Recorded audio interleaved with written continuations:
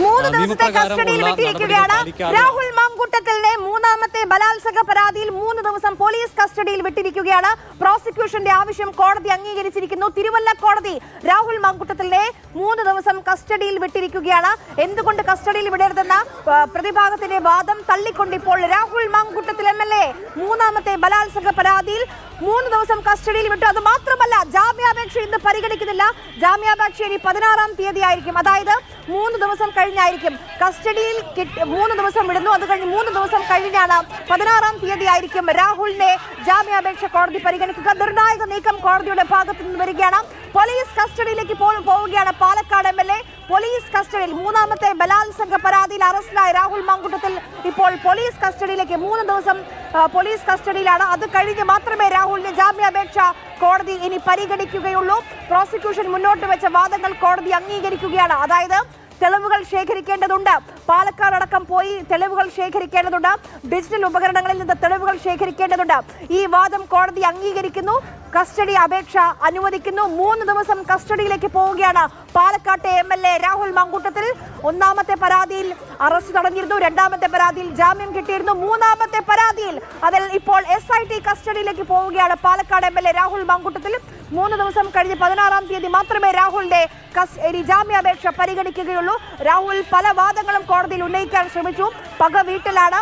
ക്രൈംബ്രാഞ്ചിന് ആവശ്യത്തിന് സമയം കിട്ടി. വൈദ്യപരിശോധന പൂർത്തിയായില്ല. പക്ഷേ അതെല്ലാം പരിഗണിക്കാതെ അതിനെല്ലാം മുകളിൽ രാഹുൽ മാങ്കൂട്ടത്തിൽ ഒരു സീരിയൽ ഒഫൻഡർ ആണ്.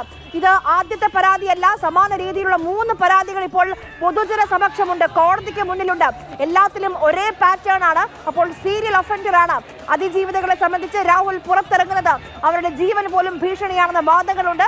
അതെല്ലാം പരിഗണിച്ചുകൊണ്ട് രാഹുൽ മാങ്കൂട്ടത്തിലെ ഇപ്പോൾ SIT കസ്റ്റഡിയിലേക്ക് വിട്ടിരിക്കുകയാണ്. 3 ദിവസം രാഹുൽ മാങ്കൂട്ടത്തിൽ പാലക്കാട് MLA കോൺഗ്രസിന്റെ പഴയ നേതാവ് ഇപ്പോൾ പോലീസിന്റെ കസ്റ്റഡിയിലേക്ക് പോവുകയാണ്. SIT കസ്റ്റഡിയിലേക്ക് പോവുകയാണ്. കേസിലെ കോടതി നടപടികൾ എന്തായാലും അവസാനിച്ചിരിക്കുകയാണ്. ഇനി രാഹുലിനെ ഇപ്പോൾ പുറത്തേക്ക് കൊണ്ടുവരും. നേരത്തെ കോടതിയിലേക്ക് കൊണ്ടുവന്നപ്പോൾ വലിയ പ്രതിഷേധങ്ങൾ ഉണ്ടായിരുന്നു.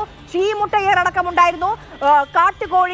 കാട്ടുകോഴിയാണ് രാഹുൽ മാങ്കൂട്ടത്തിൽ എന്ന് പറഞ്ഞ പ്ലക്കാർഡുകൾ ഉയർന്നിരുന്നു. പൂവൻ കോഴിയുടെ ചിത്രത്തിന് മുകളിൽ രാഹുലിന്റെ മുഖം പതിപ്പിച്ച പ്ലക്കാർഡുകളും ബാനറുകളും നമ്മൾ കണ്ടതാണ്. ചീമുട്ടയേർ നമ്മൾ കണ്ടു. അപ്പോൾ ഇപ്പോൾ കോടതിക്ക് പുറത്തേക്ക് ഇനി ഇറക്കും.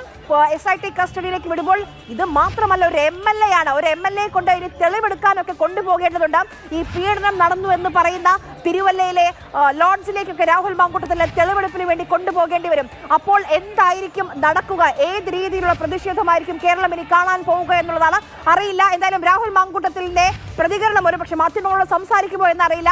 രാഹുൽ മാങ്കൂട്ടത്തിൽ ഇന്ന് രാവിലെയും കഴിഞ്ഞ ദിവസവും ഒക്കെ ചിരിച്ച മുഖം മാത്രമേ ഉണ്ടായിട്ടുള്ളൂ. രാഹുലിനെ സംബന്ധിച്ച് ഇത് വലിയ തിരിച്ചടിയാണ്. ഇതിനു മുൻപ് ആദ്യത്തെ കേസിൽ അറസ്റ്റ് തടഞ്ഞിരുന്നു. രണ്ടാമത്തെ കേസിൽ ജാമ്യം ലഭിച്ചിരുന്നു. പക്ഷേ മൂന്നാമത്തെ കേസിൽ കസ്റ്റഡിയിൽ വിട്ട് നൽകിയിരിക്കുകയാണ് തിരുവല്ല കോടതി. തെളിവെടുപ്പിന് ഒരുങ്ങുകയാണ്.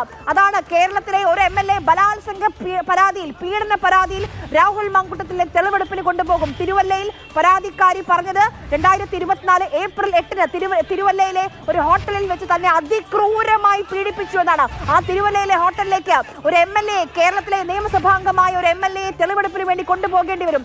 എന്തൊരു നാണക്കേടാണെന്ന് ആലോചിച്ച് നോക്കൂ.